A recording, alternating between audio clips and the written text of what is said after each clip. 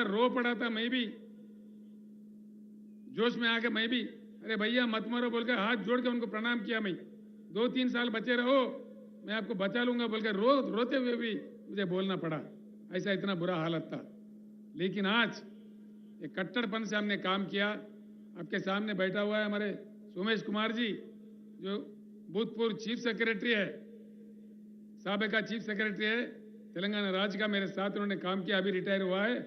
उनका काफी योगदान रहा वहां पे, ये चीजों को हासिल करने में, ये चीजों को किसानों को उपलब्ध करवाने में बहुत उनका योगदान है, हम ही ने किया है।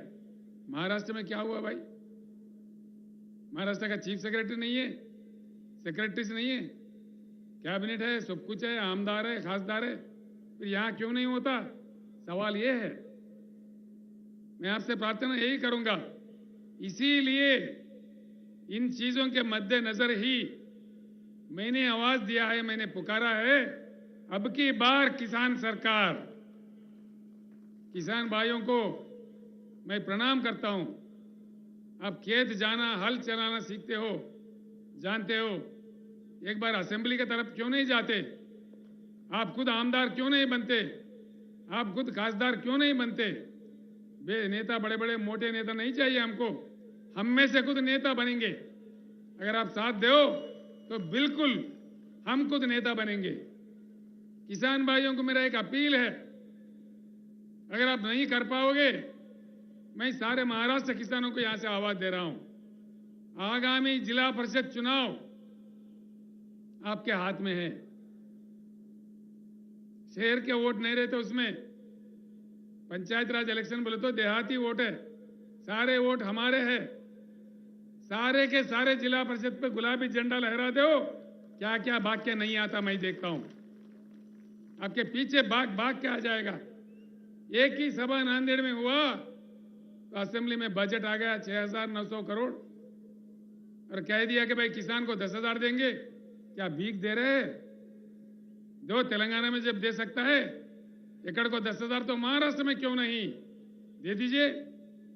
मैं यहाँ के मुख्यमंत्री जी से अनुरोध करता हूँ, प्रार्थना करता हूँ। यहाँ के उप मुख्यमंत्री देवेंद्र फडणवीस जी है, वो मुझे कह रहे थे, चंद्रशेखर जी आपका यहाँ क्या काम है, आप तेलंगाना संभालो। मैं बोला मैंने तेलंगाना संभाल लिया, देखते हैं, महाराष्ट्र में आ गया हूँ, मैं भारत में कहीं भी जा सकता हूँ। तेलंगाना का मॉडल मक्की का मक्की दे दो, मैं महाराष्ट्र छोड़ के मध्य प्रदेश चला जाऊंगा, मैंने बताया था, जो कि मेरा काम खत्म हो जाएगा।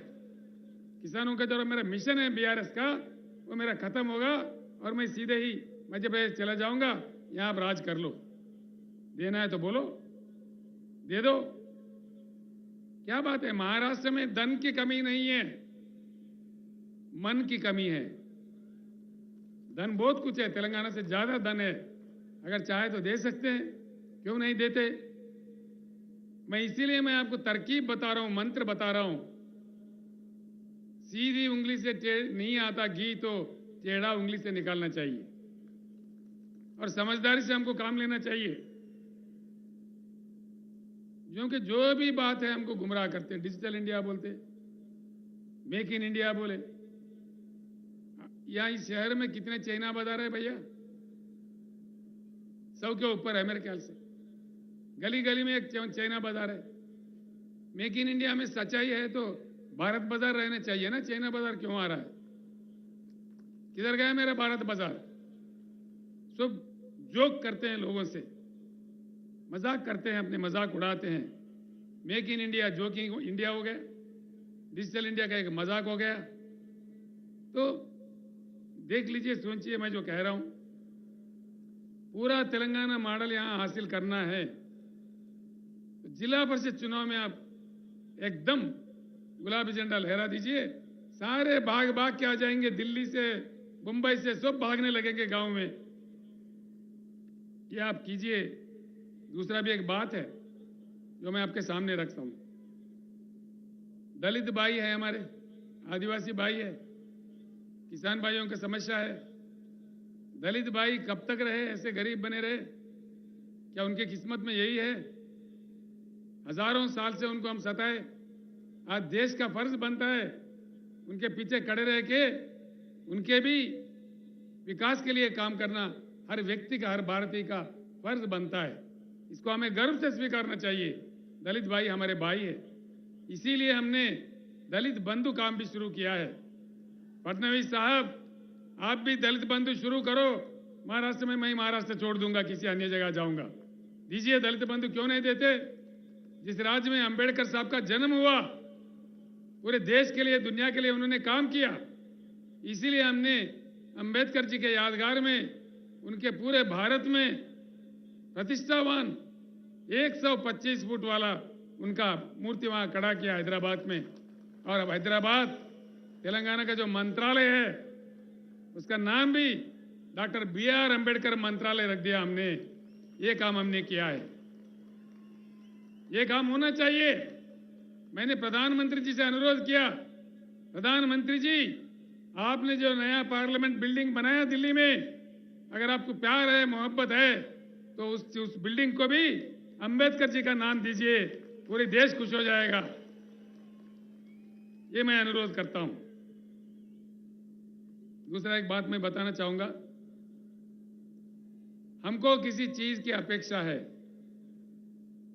तो उसी चीज का हमको काम करना चाहिए।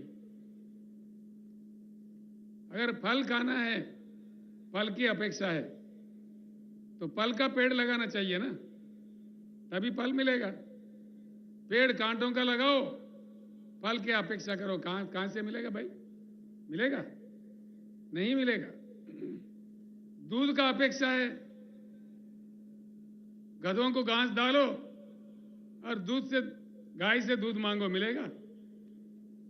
घास गाय को डालो तभी दूध मिलेगा। गधों को डाल के गाय के पास से दूध कहां से मांगोगे?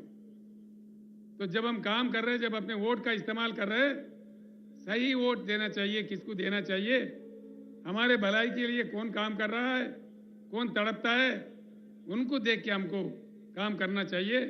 तभी जाके हमारा एकता ही हमारा समस्याओं का समाधान है। खास तौर पर किसान भाइयों से, दलित भाइयों से मैं हाथ जोड़ के कहता हूं, आत्महत्या करना हमारा समस्या का समाधान नहीं है। हमारा समस्या का समाधान हमारे हाथ में है। हमारा वोट में इतना ताकत है, तो इसको एक बार के लिए अपना वोट अपने लिए इस्तेमाल करो। आप खुद सरकार बन जाओ। जो नीति हमें लिखना है लिखो, अपना किस्मत बदलने का पूरा प्रयास करो। आज के बाद मैं अपने भाषण खत्म करने से पहले मैं आपको बताना चाहूंगा, आज के बाद आप लोग सोचिए, अपनी जाति किसान जाति होना चाहिए, अपना धर्म शेतकारी धर्म होना चाहिए, अपना अस्त्र शस्त्र अपना वोट होना चाहिए, अपना लक्ष्य किसान सरकार लक्ष्य होना चाहिए, शेतकारी सरकार शेतकारी राज लक्ष्य होना चाहिए। ऐसा करके हम लोग किसान राज का स्थापित करते हैं, फिर आगे बढ़ते हैं। कैसा नहीं आएगा जैसा तेलंगाना में आया, नदी बाग के आया, वहां कोई पानी का पट्टी भी नहीं है। किसानों के लिए पानी पट्टी नहीं है, करंट के लिए कोई बिल नहीं है, फ्री में देते हैं, पूरे दान खरीदते हैं। ये सारे चीज यहाँ बहुत आसानी से किया जा सकता है। तेलंगाना का मक्की कापी करो ना भाई, खत्म हो गई बात, हो गई बात। और उसमें क्या है, कौन से ब्रह्म बोझ है उसमें? तो इसीलिए सब मिलके एक बार कहते हैं, अब की बार। आवाज सुनने में नहीं आ रहा, इतना ठंडा है महाराष्ट्र के भाई, शेर है महाराष्ट्र के।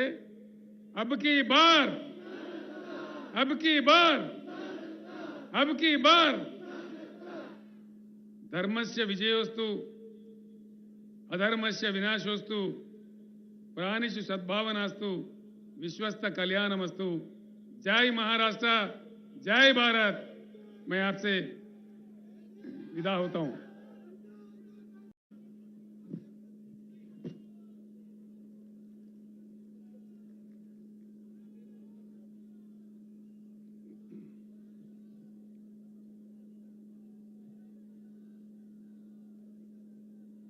महाराष्ट्र के इस पावन धरती को मैं प्रणाम करता हूं।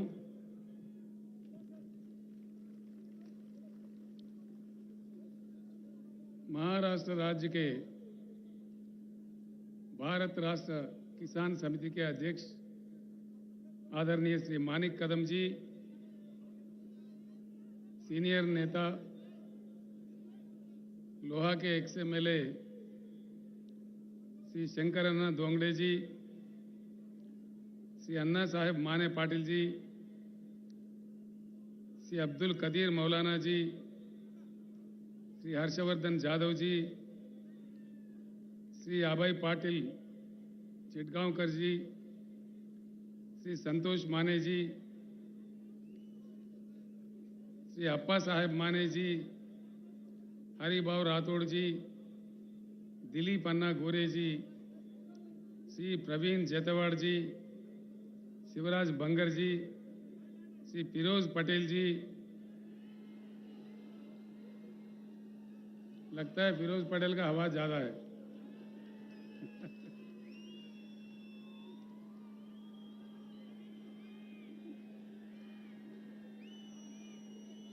श्री विजय प्रकाश तोम्बारे जी, श्री बाला साहेब सनाप जी, श्री कुलदीप करपे जी और तेलंगाना राज्य से मेरे साथ आए हुए हमारे सीनियर नेता बीआरएस पार्लियामेंट्री पार्टी के लीडर श्री केशवराव जी, हमारे आदरणीय एमपी श्री बीवी पाटिल जी, आदरणीय एमपी श्री संतोष जी, मेरे साथ आए हुए एमएलए एमएलसीज, हमारे तेलंगाना राज्य के भूतपूर्व चीफ सेक्रेटरी जिन्होंने तेलंगाना मॉडल बनाने में, तेलंगाना राज्य बनाने में मेरे साथ जो 24 घंटा काम किए थे, ऐसे महान शख्सियत भूतपूर्व चीफ सेक्रेटरी श्री सोमेश कुमार जी और सभा में समन्वित सारे बुजुर्गों को, भाइयों को, बहनों को मैं प्रणाम करता हूं। सबसे पहले अभी हुआ है ईद, समाज में जितने भी हमारे मुसलमान भाई हैं, बुजुर्ग हैं, मैं आप तमाम लोगों को तहे दिल से ईद मुबारक पेश करता हूं।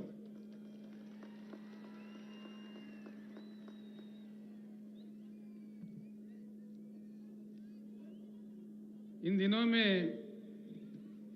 एक प्रश्न बहुत बड़ा जो देश के दानिशमंद लोग हैं, जो बुद्धिजीवी है, उनके भीतर में और मेरे मन में भी एक बहुत बड़ा प्रश्न उठ रहा है। आज हमारा देश इतना महान ऐतिहासिक परंपरा रखने वाला एक महान देश जो हमारा भारत है, एक प्रश्न, मौलाना जरा गड़बड़ कम करना था, तो ठीक है, थोड़ा गड़बड़ बंद करो जीवन। इतने महान देश का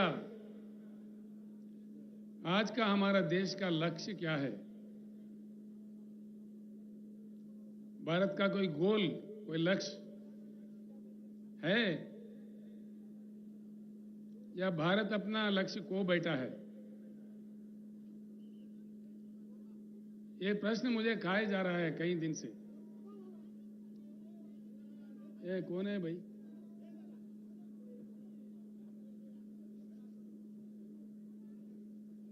मैंने सुना गड़बड़ बन जाए भी लुलेंद वर्तन है बन जाए भी। तो एक बात को हमें समझना जरूरी है।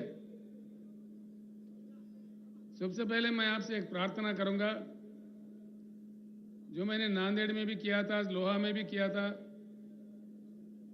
आज फिर एक बार अपनी बात को दोहराता हूं। जितने भी सभा में लोग आए हुए हैं, मैं आपसे प्रार्थना करता हूं, मेरे जो भी बात है यहीं सुन के यहीं इसको भूल मत जाइए। आप अगर शहर से हो, आपके बस्ती में जाने के बाद, आप अगर देहात से हो, अपने गांव जाने के बाद अपने लोगों के भीतर इसका चर्चा जरूर कीजिए और सच जानने का कोशिश कीजिए। इतना मैं आपसे प्रार्थना करता हूं। आज मैं जो भी कहूंगा, चाहे अच्छा है बुरा है, देश के लिए, हम सबके लिए, जरूर अपने अपने गांव में या शहर के अपने अपने बस्तियों में अपने साथियों के साथ, अपने घर वालों के साथ, अपने बस्ती वालों के साथ दया करके चर्चा कीजिए, ताकि बात निकल आ जाएगी। सत्य क्या है, हकीकत क्या है, हमें समझ में आ जाएगी।